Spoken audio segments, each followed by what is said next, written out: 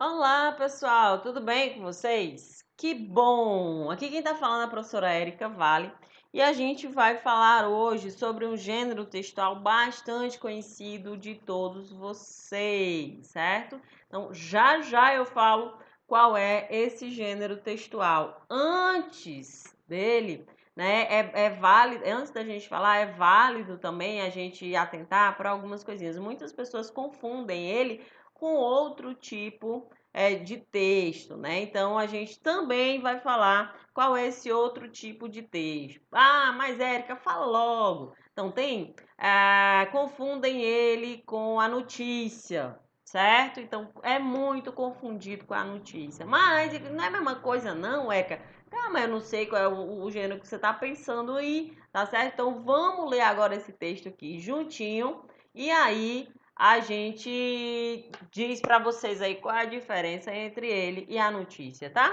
As línguas do Brasil. Conheça algumas línguas que enriqueceram o vocabulário do português brasileiro. Árabe, iorubá, tupi, cantonês, catalão, provençal.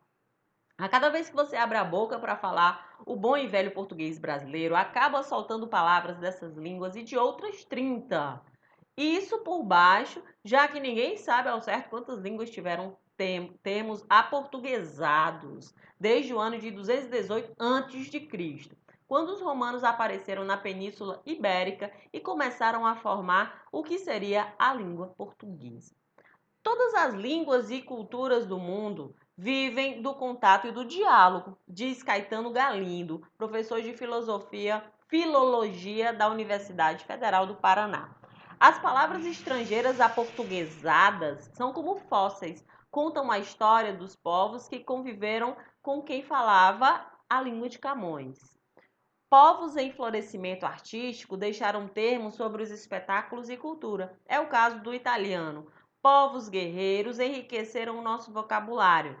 Sobre a guerra, canivete, bando, trégua e a própria guerra vieram dos bárbaros germânicos, suevos e visigodos, que dominaram a Península Ibérica entre os séculos V e VII, certo? Os árabes que expulsaram os germânicos em 710 e permaneceram na península por 300 anos, também entendiam de guerra e nos deram mais termos bélicos. Mas a sua maior contribuição ao português foi de termos relacionados à tecnologia. Na época, sua civilização era tecnicamente muito superior à europeia. As novidades que eles levavam para a Europa ficavam registradas na língua. Por exemplo, alicate, alicerce, azeite, quase todas as palavras começaram com A, pois eram faladas depois do artigo árabe al. Até a preposição até veio do árabe, um caso raro de empréstimo linguístico. As línguas indígenas e africanas também deixaram sua marca no Brasil. As indígenas descrevem natureza exuberante para a qual os europeus literalmente não tinham palavras, e as africanas impregnaram nossa cultura, especialmente a religião e a culinária. Hoje, muita gente acha ruim a influência inglesa na língua. É verdade isso. Nacionalismos à parte, esse pessoal vai ter que suar muito se quiser mesmo livrar o português do Brasil de todos os estrangeirismos, né, gente? Então, esse texto, ele foi publicado na revista Super Interessante, né? Na matéria chamada As Línguas do Brasil, do Leandro Narlock, certo? Então, pessoal, o que é que vocês acham aí? Vocês já viram algum texto parecido com esse?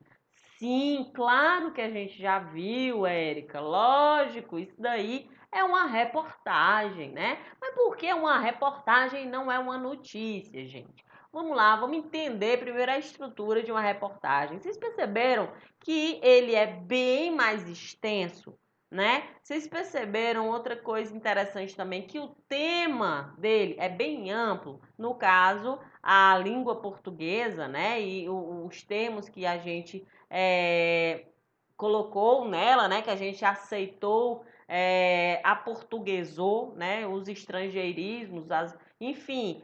Vocês perceberam outra coisa também, que tinha umas aspas aí no meio, né? Que tinha uma fala de alguém, tinha um nome de outra pessoa, certo? Era uma narrativa, era uma história falando sobre isso. Você falou que tinha, vocês notaram que tinha fatos históricos, né, para contextualizar? Gente, isso são características de uma reportagem, tá? Então a reportagem ela é um texto muito mais longo do que uma notícia, tá? A notícia costuma ser. E outra coisa, antes que eu me esqueça, certo? Na reportagem, ela pode ser lida a qualquer tempo. Ela tá lá, ela tá registrada, certo? Então, não tem, possui dados, possui falas de pessoas que entendem do assunto tratado, certo? Ah, mas a notícia também pode. Sim, a notícia pode, mas a notícia, ela tá mais ligada ao factual. O que é o factual? É algo que acontece no dia, algo que acontece ali e amanhã já não vale mais para ontem, certo? Não vale mais para hoje, no caso, certo? Por exemplo, se hoje tivesse amanhecido chovendo, né? Amanhã amanheceu sol, né? Fez notícia, é uma notícia. Se aqui nós vivêssemos num país que tivesse somente um mês de sol por ano, né? No caso de algumas partes aí do mundo, né? E aí seria notícia se amanhã, se hoje fosse o último dia de nuvens, né? No último dia nublado, no último dia de noite. E amanhã seria o dia que todo mundo estava esperando. Então, isso é uma notícia, certo? Então, a diferença da reportagem para a notícia basicamente é essa, tá? Mas para vocês não dizerem que a gente não falou, a gente vai dizer aqui para vocês o que é o gênero textual reportagem. É um domínio do domínio jornalístico, gente. Onde é que é veiculado? Geralmente nos jornais, nos sites, nos blogs, certo? Que apresenta características diferentes de outros gêneros, como a notícia que eu acabei de falar e o editorial. Pode apresentar gráficos, tabelas, mapas, imagens, entre outros recursos. O gênero muitas vezes apresenta um teor subjetivo, pois o autor pode deixar registrada implícita ou explicitamente sua posição sobre o assunto abordado. Citações provenientes de entrevistas, opiniões de especialistas, dados de pesquisa ou registros em órgãos oficiais são alguns dos recursos que cumprem a função de dar à reportagem o caráter de legitimidade. Esse gênero pode ser encontrado em jornais e revistas no formato impresso ou eletrônico, bem como em telejornais.